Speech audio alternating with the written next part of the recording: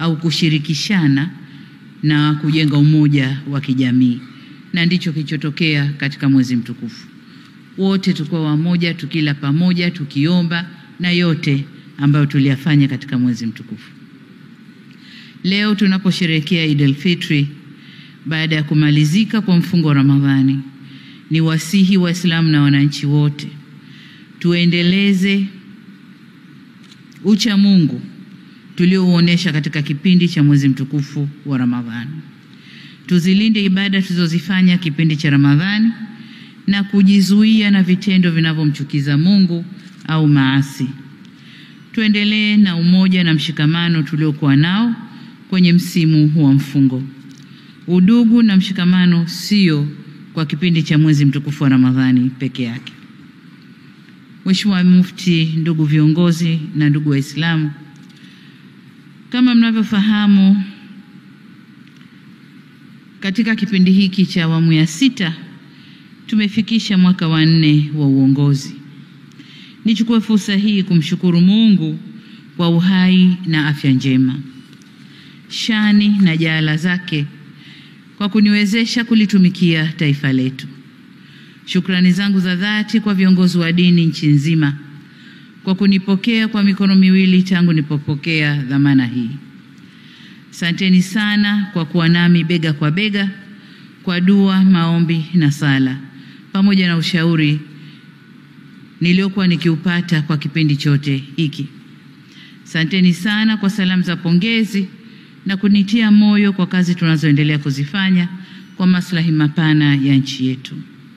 Hakika kutokana na wingi wa dua na maombi, ilimpendeza Mwenyezi Mungu na imempendeza Mwenyezi Mungu kutufungulia milango ya kheri na baraka, kutujalia amani na utulivu nchini, hali iliyotujengea mazingira mazuri ya kutekeleza yote yaliyofanyika na kutunufaisha kiuchumi, kijamii na kisiasa. Katika uhalisia, mema na mafanikio tunayoyazungumzia leo yameletwa na yanalindwa na uwepo wa amani na utulivu ndani ya nchi yetu. Nchi yetu inatambulika kuwa na sifa ya kutunza amani na utulivu tangu tupate uhuru mwaka 1961 hadi sasa. Utulivu huu umetuwezesha kuwa na mpangilio mzuri wa kubadilishana uongozi wa nchi kupitia utamaduni wetu wa kisiasa, uchaguzi wa kila baada ya miaka 5. Kwa namna ya kipekee, nataka niwashukuru viongozi wa dini nchini kwa kuendelea kuwa walinzi imara wa amani yetu. Nchi yetu imeendelea kuwa yenye umoja na mshikamano kwa sababu viongozi wetu wa dini wanajiepusha na mahubiri yenye uchochezi na kuleta mifarakano. Pamoja na mafanikio hayo, nitumie fursa hii kuwakumbusha kuwa kama walivyogusia wenzangu, Mheshimiwa Mufti na wengine walionitangulia kusema, kwa mwaka huu tunakabiliwa na uchaguzi. Hivyo nawasihi sana viongozi wetu wa dini tushikilie msimamo wa imani, udhibiti wa nafsi zetu na wajibu wetu katika kuikuza na kuitunza amani yetu nchini. Alikadhalika niwaombe katika madhehebu na makundi yenu mbalimbali muweze kuwadhibiti wale wachache miongoni mwenu walio na mwelekeo wa kuhubiri na kupandikiza chuki kwa wananchi dhidi ya serikali yao. Waache kufanya hivyo. Ni vyema sote tujue kuwa katika mifarakano na hasama hakuna atakayeibuka mshindi, bali kutatokea hasara na majanga. Waheshimiwa viongozi wa dini, jukumu la kusimamia amani nchini ni la serikali kupitia vyombo vya ulinzi na usalama, na kwa upande mwingine ni jukumu la wananchi wote wa Jamhuri ya Muungano wa Tanzania. Kwa kiasi kikubwa, ari na mori za wananchi huchochewa na maelekezo ya viongozi wao wa dini. Kwa msingi huo, nimewiwa kulitupa jukumu la ulinzi wa amani na utulivu wetu nchini mikononi mwenu, waheshimiwa viongozi wa dini. Serikali kwa upande wake tasimamia na kulinda misingi ya katiba ya kuheshimu uhuru wa raia na kuabudu na kuhubiri dini, ila kamwe hatutomvumilia yoyote atakayetumia haki hii kuchochea chuki na uhasama. Tumeapa kulinda haki na utu wa kila Mtanzania, hivyo hatutosita kufanya wajibu wetu bila woga. Waswahili husema chelea mwana kulia basi hulia yeye.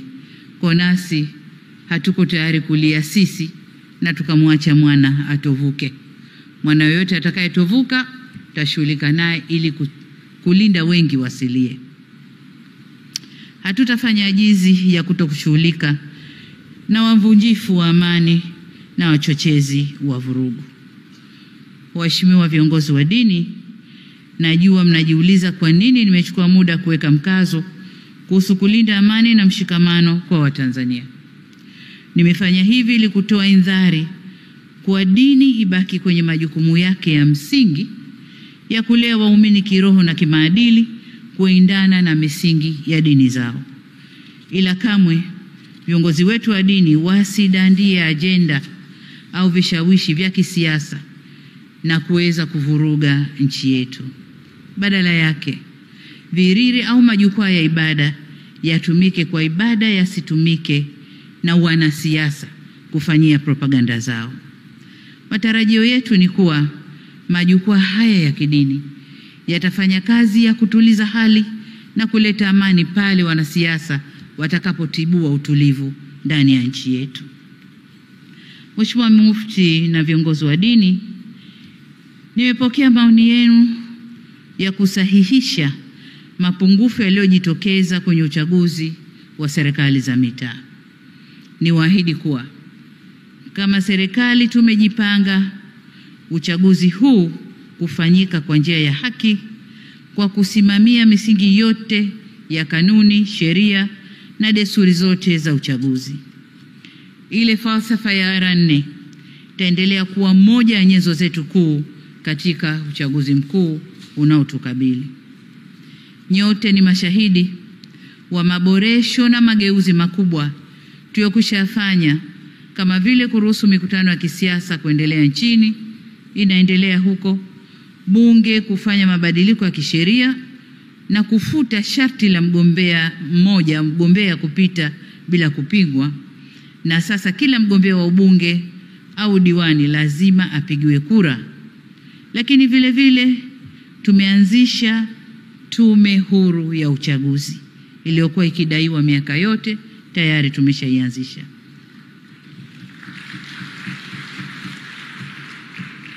Tumeweza kufanya haya yote kwa kushirikisha wadau wote wa kisiasa na tulikubaliana hivi. Vile vile kwa nyakati tofauti, Tume Huru ya Taifa ya Uchaguzi imekuwa ikiwahakikishia Watanzania utayari wao wa kusimamia haki. Nitoe wito kwa wadau wote wa kisiasa kuhakikisha wanatimiza wajibu wao kikamilifu. Milango ya serikali ipo wazi kusikiliza wadau mbalimbali, ikiwemo kupitia majukwaa yaliyopo kama vile Tanzania Center for Democracy na majukwaa mengine yanayoruhusu tuzungumze. Nanyi viongozi wa dini, mtusaidie kuelimisha waumini umuhimu wa kutumia haki yao ya kidemokrasia ya kupiga kura ili waweze kuchagua viongozi wenye weledi, wachapakazi na watakaoleta maendeleo. Nimefurahishwa sana na kauli mbiu yenu inayosema amani ndio msingi wa maendeleo. Shiriki uchaguzi kwa salama na amani. Hii inaonyesha kuwa mnatambua wajibu wenu kwa elimu ya mpiga kura ni jukumu shirikishi na si la viongozi wa serikali peke yao. Ni vyema tukafahamisha Watanzania kwa sie ni ndugu au udugu wa Tanzania unakuja kwanza, na kamwe tusiruhusu itikadi za kisiasa zikatugawa, kwani kuna maisha baada ya uchaguzi. Mheshimiwa Mufti na viongozi wa dini, nikupongeze wewe binafsi Mheshimiwa Mufti na watendaji wote wa BAKWATA kwa kazi kubwa na kazi nzuri ya kupeleka mahujaji kule Maka kila mwaka. Kwa miaka mingi mmeweza kuwasafirisha, kuwahudumia na kuwarejesha salama mahujaji wetu hapa nyumbani. Niwatie moyo kwa muendelee kuimarisha huduma zenu ili zivutie watu wengi zaidi kwenda kufanya hija wakiambatana na BAKWATA au BAKWATA kubakia kuwa taasisi pendwa kwa wale wanaotaka kwenda hija. Hapa pia niziombe taasisi zenye kupeleka watu hija wawe na weledi na wasimamie kazi yao vyema. Si vyema kuwakirihisha mahujaji kutokana na kuwa na utaratibu usio na uwazi na kutokuwa wa kweli kuhusu huduma kamili zinazotolewa na taasisi mbalimbali zinazopeleka mahujaji. Kwa upande mwingine, ni vyema mkazingatia vigezo vilivyowekwa au mlivyowekewa kwenye usajili wenu ili kuondoa adha na kadhia kwa mahujaji. Kuhusu ombi lenu la kufunguliwa mfumo kwa wanaomba kwenda hija, niseme tumelipokea na tutalifanyia kazi. Ila hapa niwe muwazi, kwa nyote mnafahamu kuwa tarehe ya mwisho ya kuwasilisha maombi haya ilishapita takriban kitambo kidogo, lakini kwa sababu hatukutimiza yale tuliopangiwa, tumeongezewa muda. Sasa hili la kuomba utaratibu wa kufunguliwa kila mwaka, hii ni hisani, kwa tusigeuze kuwa ndio haki yetu. Hapana, kwa sababu wengine, nchi zingine wanajitayarisha, hawaombi kuongezewa na kila kitu wanakifanya kwa muda muafaka. Kwa nadhani tujitizame upande wetu, tujirekebishe nasi tuweze kwenda kama wanavyokwenda wengine. Serikali ya Saudi Arabia imeweka utaratibu huu kwa kuwa na muda maalumu wa kujisajili ili waweze kumudu kuhudumia mahujaji wote kikamilifu. Hija ni ibada, ila pia ni sehemu ya biashara kwa ile serikali au nchi tunayokwenda. Hivyo ni lazima waweke mazingira rafiki na wezeshi ya kuhudumia watu wote. Wakipata idadi ya watu mapema kutoka kila nchi, wanapata kujiandaa vyema. Lakini hii tunapokwenda last minute, hawajalipa nisubiri, mimi taasisi yangu bado sijatimiza, tunakuwa tuna wakera wao, lakini wanatuona na sisi kwamba hatuna mpangilio mzuri. Niombe sana kuanzia mwakani tujipange vizuri. Kama nilivyosema, tujifunze kwa nchi nyingine ambazo zinafanya vizuri. Nafahamu hata mwaka jana tuliomba kufunguliwa, kwamba hatukumaliza last minute tukaomba kufunguliwa. Kwa hiyo sasa ile hisani tunayopata isiwe kawaida. Lakini kuhusu ombi lenu la kutumia ATCL kwenye safari yenu ya hija, nimepewa taarifa kwa ATCL imefanya maandalizi ya ndege Boeing 737-9 kwa ajili ya safari hizo na ipo kwenye hatua za kuomba vibali vya kufanya safari hizo kwa mamlaka husika nchini Saudi Arabia. ATCL wamenieleza kuwa wapo tayari kufanikisha safari hizo. Mheshimiwa Mufti na viongozi wa dini, serikali inatambua na kuthamini mchango wa nafasi ya dini katika kulea jamii na ustawi wake. Niwahakikishie kuwa tupo nanyi bega kwa bega katika kuhakikisha dini na nafasi yake katika kujenga uongofu kwa wananchi. Katika mwezi huu mtukufu wa Ramadhani, jitihada kubwa imefanyika ya kutoa elimu ya dini si tu kwa watoto bali hata wakubwa. Tumeona vikao vya elimu kupitia TV mbalimbali. Kwa nafuatilia TV Imani, Maasim TV, Darsa TV kule kwa Sheikh Walidi, lakini pia tumeona Busati la Mtoro kule kwa Sheikh Abbas. Vipindi mbalimbali, elimu mbalimbali ya dini, na hawa ni wachache tuliowataja. Kwa hiyo kwa mwaka huu niseme, ndugu zangu viongozi wa dini, tumefanikiwa vizuri sana kukuza na kueneza elimu ya dini na kuwafanya watu. Lakini nilikuwa nafuatilia pia watu wanahojiwa. Kwa mfano jana walipovunja Busati la Mtoro, baada ya kuvunja lile busati watu wakawa wanahojiwa. Hasa katika mwaka ambao misikiti imejaa ni mwaka huu. Kwa hiyo huo ndio mwendo wa kwenda. Niombe sana viongozi wa dini tuendelee kutoa elimu ili watu basi wajue hadhi yao na wajue wajibu wao kwa dini yao. Elimu ya namna hii hujenga watu na uchamungu, watu wema wenye upendo, utulivu na subra. Hujenga hulka njema zinazopunguza uovu kwenye jamii. Kwa msingi huu, niwapongeze kwa jitihada zenu za kuwajengea uwezo walimu wa madrasa kwa kuwapa mafunzo maalum ya elimu ya dini na mbinu za kufundisha au kufundishia, ikiwa ni pamoja na elimu ya saikolojia ya malezi kama mlivyosema hapa. Niwaombe mhakikishe kuwa elimu hii inakuwa endelevu. Isiwe tu kipindi ikapita tukaendelea mambo kama kawaida, lakini elimu hii ya kuwafundisha hawa walimu wa madrasa, kuwafundisha saikolojia ya malezi na mengine, iwe elimu endelevu. Na nasisitiza hili kwa sababu bila walimu hawa kupewa elimu, ni wazi kuwa tunahatarisha kupeleka watoto wetu madrasa kwa watu wasiojua kukaa nao.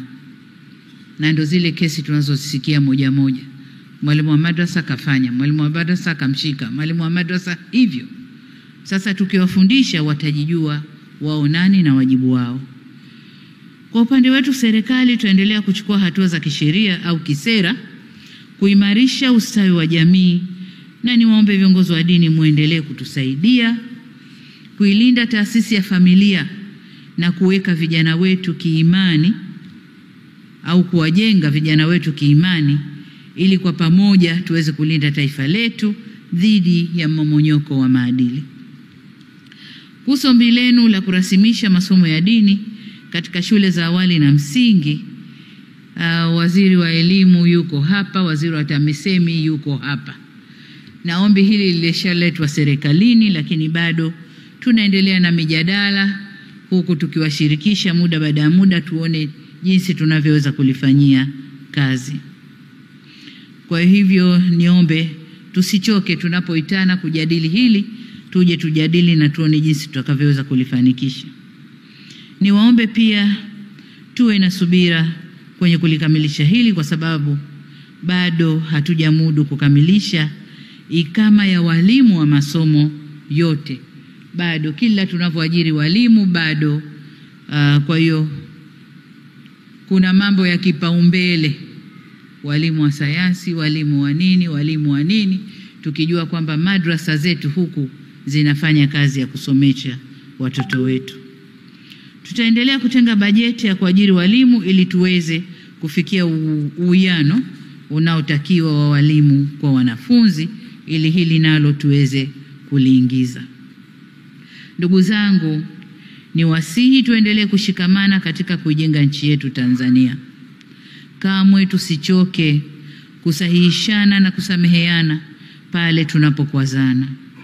Pia tuweke mkazo kwenye kufanya kazi kwa bidii na weledi ili nchi yetu iweze kujitegemea kiuchumi na kijamii. Tukiangalia kwenye Surat Al-Mulk aya ya 15, Allah Subhanahu wa Ta'ala anasema yeye ndiye aliyefanya ardhi iwe nyepesi kwetu. Basi anatutaka tutembee katika pande zote na kuleta au tule riziki katika yale mambo aliyoyatengeneza, na kwake yeye ndiyo marejeo yetu. Aya hii inatufundisha kwamba wanadamu tunatakiwa kujitafutia riziki halali juu ya mgongo wa ardhi. Hivyo tusichoke kuitafuta riziki hii mpaka pale utakaporejea kwa Mwenyezi Mungu. Pia ibara 25 ya katiba yetu ya Jamhuri ya Muungano wa Tanzania inasema kazi pekee ndiyo huzaa utajiri wa mali katika jamii, na ndilo chimbuko la ustawi wa wananchi na kipimo cha utu. Na ndio maana awamu zote zilizoendesha serikali Tanzania wanakuja na slogan zenye neno kazi ndani yake. Kazi lazima ipo, kazi iendelee, hapa kazi tu, kazi ni utu, kazi ni nini. Lakini sasa hivi kupitia chama chetu tunakuja na slogan kazi na utu, tusonge mbele. Kwa hiyo kazi imesisitizwa kwenye dini, lakini pia huku kwetu kwenye serikali. Ninapohitimisha, Mheshimiwa Mufti, waheshimiwa mashekhe, Waislamu wenzangu na wageni waalikwa, niseme leo sio siku ya maneno mengi. Hapa pengine tulitoka kule msikitini, wengine hawakuwahi kurudi nyumbani, tumekimbilia huku tusichelewe. Lakini kule nyumbani kumeandaliwa vyema na kawa halijafunguliwa bado. Kwa hiyo tupate muda tukafungue makawa. Sasa nikisema hivyo nimalizie kwa kuwataka Waislamu na Watanzania wote kwa ujumla, au kuwatakia Waislamu na Watanzania wote kwa ujumla sikukuu njema Eid al-Fitri yenye fanaka na faraja tele. Tuisherehekee kwa amani na usalama, tujilinde na tujiepushe na vitendo viovu vya uvunjifu wa amani au vinavyohatarisha usalama wetu na wananchi wetu. Baada ya kusema hayo, niwashukuru sana kwa kunisikiliza. Wabillahi taufik. Jamhuri ya Muungano wa Tanzania. Assalamu alaikum wa rahmatullahi wa barakatuh. Asante sana.